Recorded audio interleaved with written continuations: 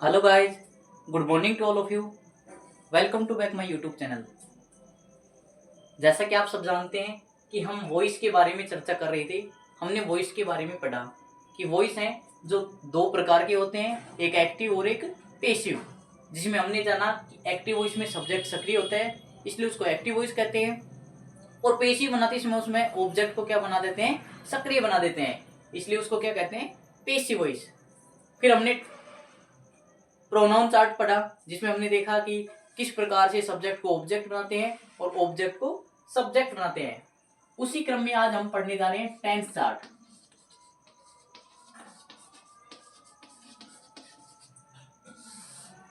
आज हम tense chart के बारे में जानेंगे कि टेंस चार्ट क्या होता है, किस प्रकार से इसमें एक्टिव वॉइस को पैसिव वॉइस में बदलेंगे।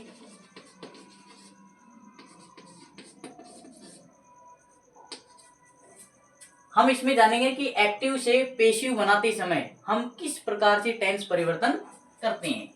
जैसा कि फॉर एग्जाम्पल हमने कहा कि यदि अपने पास वर्ब की फर्स्ट फॉर्म हो और उसमें एस या एस दे रखी हो, यदि आपके अपने पास एक्टिव वॉइस में, ये ध्यान रखना ये किसकी बात कर रहे हैं, एक्टिव वॉइस की बात कर रहे हैं।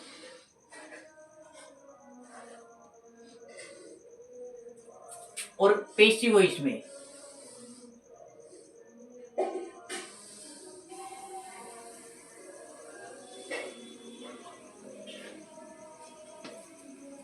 एक्टिव से पैसिव बनाते समय यदि अपने पास वर्ब की फर्स्ट फॉर्म में एस या ईएस है एक्टिव वॉइस के क्वेश्चन में, तो हम आंसर बनाते समय किसका प्रयोग करते हैं, इज एम आर का, इज एम आर। फिर हमने कहा कि यदि अपने पास डू डज प्लस नॉट हो, यदि अपने पास डू डज नॉट हो, तो हम जो वर्ब है, जो हेल्प वर्ब है, वो इज एम आर ही रहेगी, प्लस इसमें भी हम क्या जोड़ देंगे, नॉट जोड़ देंगे। हमने कहा कि यदि अपने पास वर्ब की फर्स्ट फॉर्म में एस या एस दे रखी है, तो हम पैसिव बनाते समय वहां पे हेल्प वर्ब है जो इज एम आर का प्रयोग करते हैं। और यदि अपने पास डू डज नॉट हो, तो डू डज नॉट है तो भी हेल्प वर्ब तो इज एम आर रहेगी। यहाँ पे नेगेटिव नोट था, इसलिए यहाँ पे भी हम किसका प्रयोग करेंगे, नॉट का प्रयोग करेंगे। फिर हमने कहा कि यदि अपने पास वर्ब की सेकंड फॉर्म हो, यदि अपने पास वर्ब की सेकंड फॉर्म हो, तो हम जो हेल्प वर्ब है पैसिव बनाते समय हम किसका प्रयोग करेंगे, वोज और वर का, वोज और वर का। हमने देखा कि वाजवर या वोज वर का प्रयोग करते हैं। फिर हमने देखा कि यदि अपने पास डिड और नॉट हो, यदि डिड नॉट नेगेटिव है तो भी अपने पास जो हेल्पर है वो तो वही रहेगी, वोज और वर, प्लस ये नेगेटिव, इसलिए इसमें भी हम क्या जोड़ देंगे, नॉट जोड़ देंगे। आगे हम यदि अपने पास इज एम आर हो, यदि अपने पास is am are plus verb की फर्स्ट फॉर्म में आईएनजी हो, यदि अपने पास इज एम आर और वर्ब में आईएनजी दे रखी है, तो हेल्पर है जो पैसिव बनाते समय जो हेल्पर है वो तो वही रहेगी, इज एम आर सब्जेक्ट के अनुसार, प्लस जब आईएनजी जुड़ा होता है तो हम अपनी तरफ से जो हेल्पर है वो क्या जोड़ते हैं, बीइंग जोड़ देते हैं। यदि इसी प्रकार यदि पास्ट का दे रखा हो, वोज और वर, प्लस इसमें भी आईएनजी दे रखा हो वर्ब में, तो हम पैसिव बनाते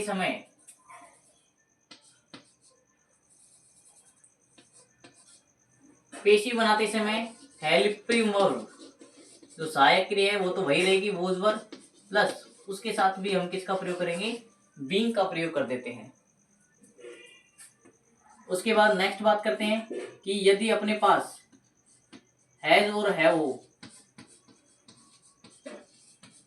प्लस वर्ब की थर्ड फॉर्म दे रखी है, तो हम आंसर में हेल्प वर्ब तो हैज और हैव में से लगाएंगे सब्जेक्ट के अनुसार, और जब हैज हैव दे रखा हो तो अपनी तरफ से जो हेल्प वर्ब वो किसका प्रयोग करते हैं, बीन का प्रयोग करते हैं।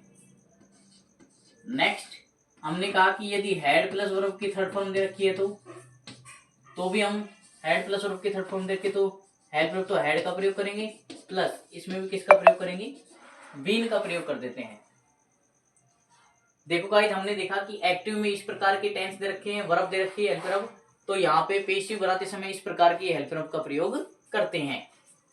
उसके बाद हमने कहा कि यदि अपने पास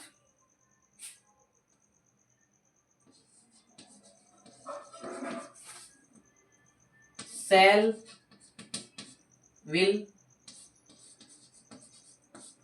can, could, may, might, must,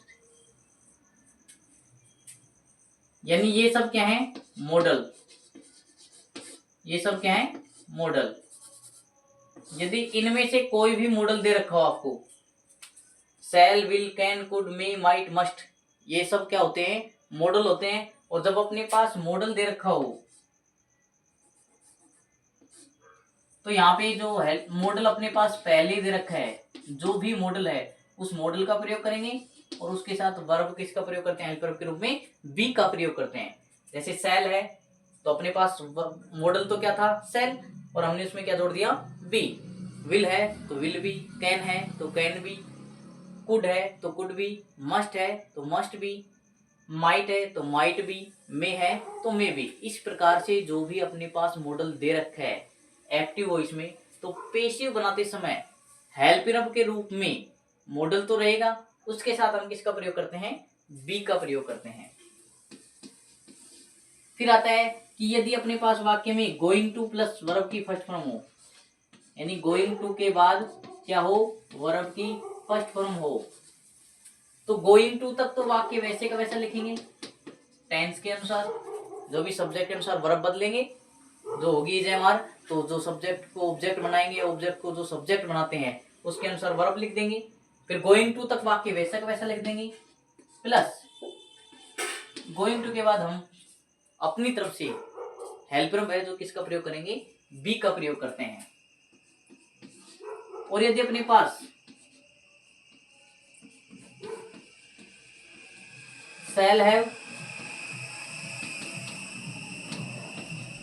will have plus verb की थर्ड फॉर्म दे रखी है, यदि अपने पास shall have, will have plus verb की थर्ड फॉर्म दे रखी है, तो हेल्प वर्ब है जो शैल हैव और विल हैव सब्जेक्ट के अनुसार उनका प्रयोग करेंगे, प्लस इन पे भी हेल्प वर्ब किसका प्रयोग करते हैं, हम बीन का प्रयोग करते हैं।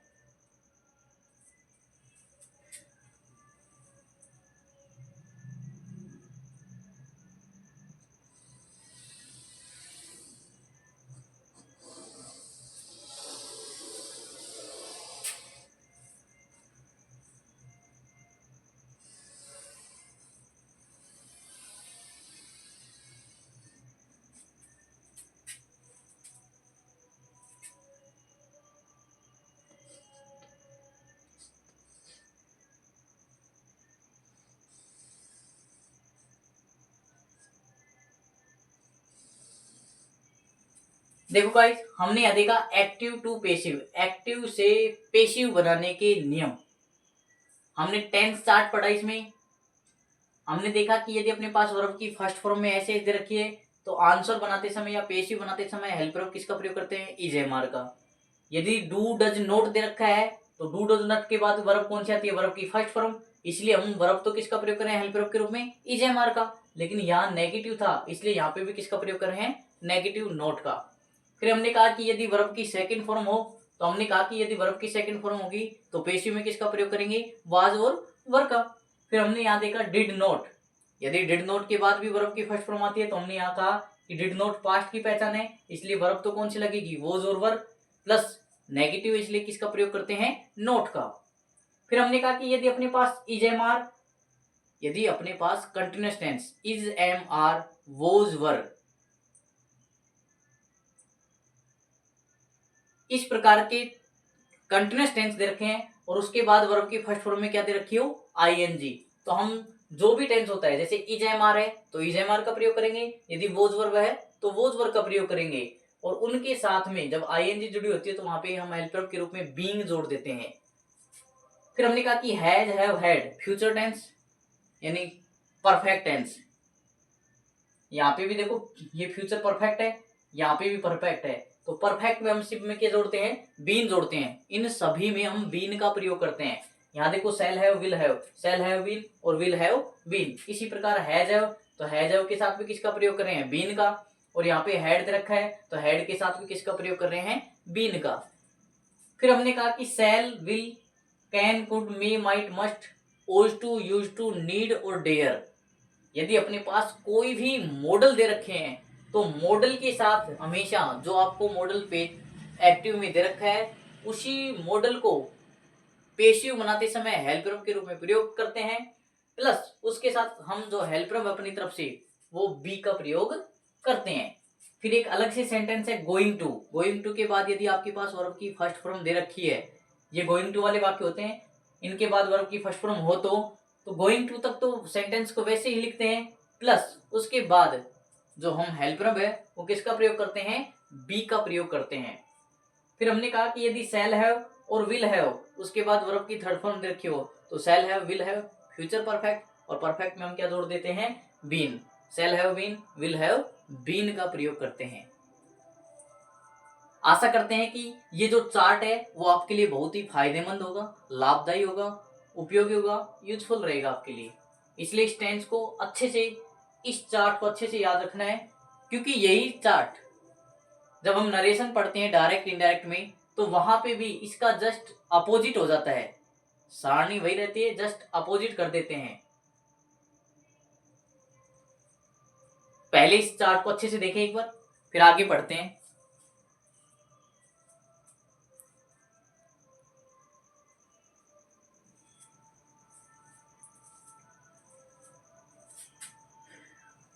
ठीक है गाइस, हमने देखा कि एक्टिव से पेशिव बनाते समय किस प्रकार से इस हेल्प वर्ब का प्रयोग करते हैं। अब हम इसके आगे पढ़ते हैं।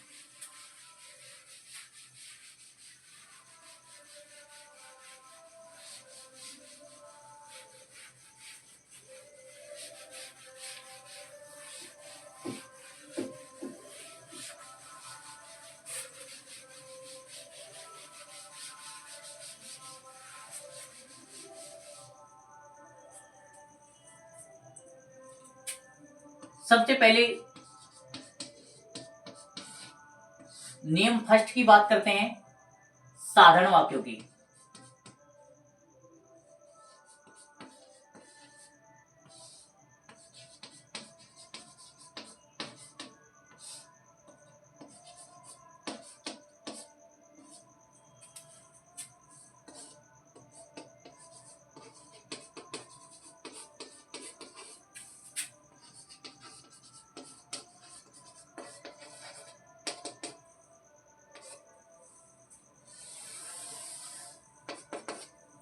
साधारण वाक्यों में साधारण वाक्य का फॉर्मूला क्या दे रखा है,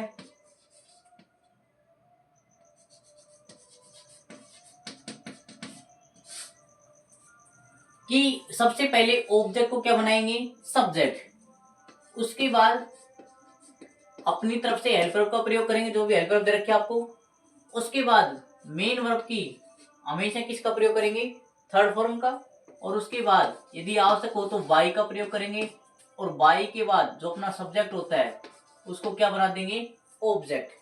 ये इसका फॉर्मूला होता है कि सबसे पहले ऑब्जेक्ट को सब्जेक्ट बनाएंगे, हेल्प वर्ब का प्रयोग करेंगे टेंस के अनुसार, फिर हमने कहा कि मेन वर्ब की हमेशा थर्ड फॉर्म का प्रयोग करेंगे, और आवश्यक हो तो बाई के साथ जो अपना सब्जेक्ट होता है उसको ऑब्जेक्ट बना देंगे। फॉर एग्जाम्पल, जैसे कि फर्स्ट एग्जाम्पल है इसका,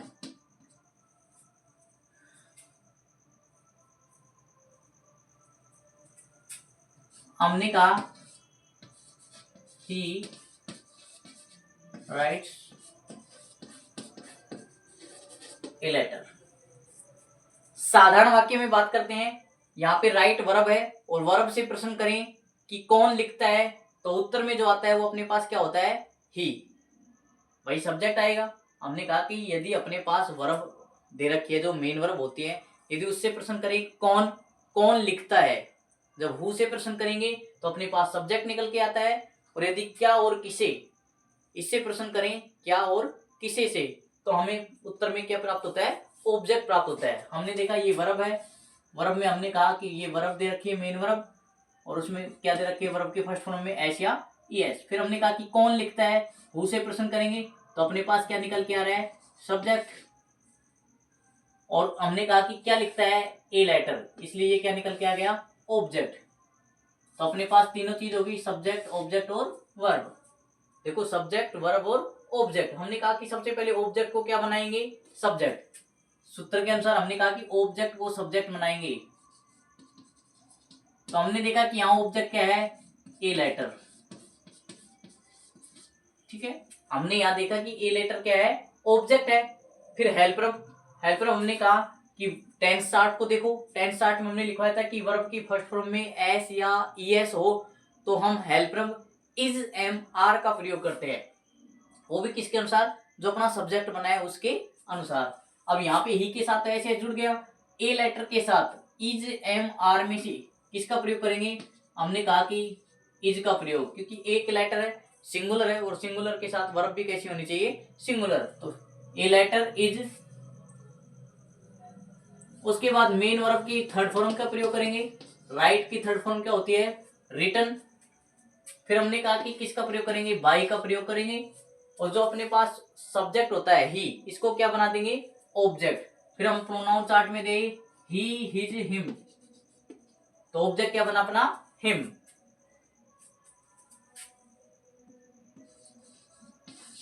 देखो नेक्स्ट एग्जांपल देखते हैं।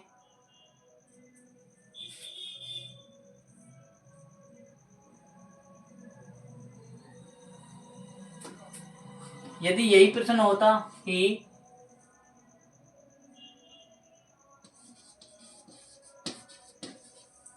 रीड्स ए स्टोरी, हमने कहा ही रीड्स ए स्टोरी, कौन रीड करता है, ये वर्ब दे रखी है, और हमने कहा कि कौन, तो अपने पास क्या आ जाएगा, ही, सब्जेक्ट आ जाएगा। और क्या, तो क्या से प्रश्न करेंगे तो अपने पास क्या निकल के आ गया, ऑब्जेक्ट। तो हमने कहा कि सबसे पहले ऑब्जेक्ट को क्या बनाएंगे, सब्जेक्ट। हमने कहा कि इसमें क्या दे रखा आपको, ऑब्जेक्ट ए स्टोरी, हमने ऑब्जेक्ट को सब्जेक्ट बनाया। वर्ब में ऐसे दे रखा है तो किसका प्रयोग करेंगे, इज एम आर। यहाँ पे ए कहानी इसलिए सिंगुलर है तो इसके साथ भी किसका प्रयोग करेंगे, इज का। रीड की थर्ड फॉर्म लगाएंगे, रीड की थर्ड फॉर्म क्या होती है, रेड और रेड, रीड रेड रेड। तो हमने कहा रीड का प्रयोग किया, उसके बाद बाई का प्रयोग करेंगे, और जो अपने पास सब्जेक्ट है यहाँ पे ही है, और ही का ऑब्जेक्ट बनाएंगे तो क्या बन जाएगा, हिम। ठीक है गाइस, आज हमने जाना कि साधारण वाक्यों में एक फॉर्मूला चलता है अपना, और वो फॉर्मूला क्या है कि अपने पास सबसे पहले क्या होना चाहिए, ऑब्जेक्ट को सब्जेक्ट बना देते हैं।